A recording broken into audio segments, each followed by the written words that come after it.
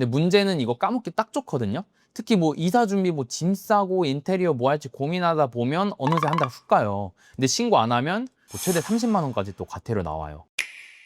여러분 안녕하세요. 차공의 중개노트 차공입니다. 오늘은 정말 중요한 얘기 할 건데요. 이제는 이사하고 이거 안 하면 생돈 100만 원 날릴 수도 있거든요. 바로 임대차 신고에 관한 내용인데요. 임대차 신고는 어떤 거고 어떻게 해야 되는지 제가 오늘 임대차 신고에 관한 내용 자세하게 설명드리도록 하겠습니다. 자, 그럼 가보시죠.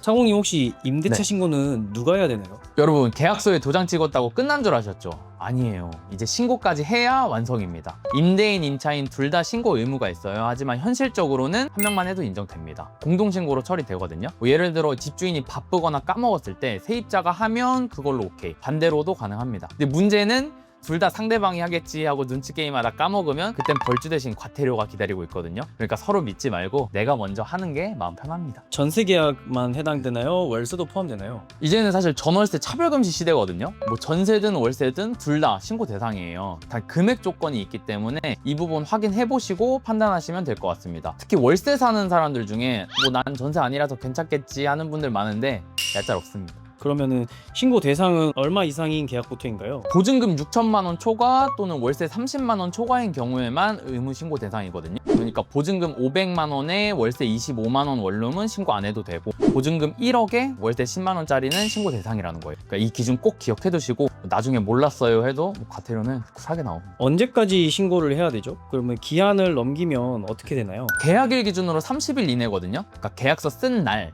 또는 계약금 입금된 날 중에 빠른 날짜가 기준이에요. 근데 문제는 이거 까먹기 딱 좋거든요. 특히 뭐 이사 준비, 뭐 짐 싸고 인테리어 뭐 할지 고민하다 보면 어느새 한 달 훅 가요. 근데 신고 안 하면 최대 30만 원까지 또 과태료 나와요. 그러니까 집 하나 옮기면서 벌금까지 내면 진짜 억울하잖아요. 그러니까 웬만하면 이사 정리 끝나기 전에 미리 신고하세요. 벌금은 얼마예요? 자, 진짜 중요한 얘기. 벌금 있습니다. 뭐 설명하기 쉽게 제가 벌금이라고 말씀드렸는데 정확히는 벌금이 아니고 과태료죠. 그리고 6월부터는 유예기간도 끝나요. 진짜 시작이에요. 그러니까 정확한 금액은 계약 금액이랑 신고 지연 기간에 따라 달라지는데 신고 안 하면 최대 30만 원 과태료. 근데 허위 신고하면 100만 원까지 과태료 가능해요. 그러니까 생각해 보세요. 한 달 월세가 40인데 신고 안 해서 30만 원 과태료 나오면 그 달 2번 낸 거예요. 그럼 어디서 신고해야 되죠?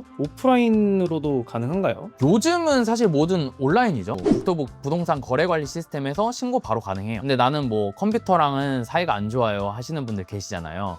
걱정하지 마세요. 뭐 관할 주민센터 가셔도 신고 가능하거든요. 실제 저희 경험에 비춰봐도 오프라인 신고로 주민센터 가서 하시는 분들이 훨씬 많습니다. 이게 더 활발해요.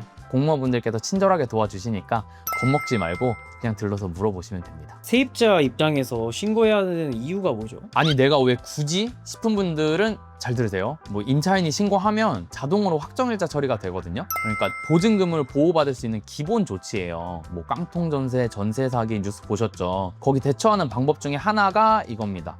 예를 들어서 뭐 임대인이 금액을 올리려고 할 때 내가 살고 있는 집이 비싼지 안 비싼지 사실 잘 모르잖아요. 근데 임대차 신고가 활성화되면 이 근처 방들 시세를 확인할 수 있기 때문에 터무니없이 무리하게 금액을 올리려고 한다면 임차인이 반박할 수 있는 근거도 되겠죠.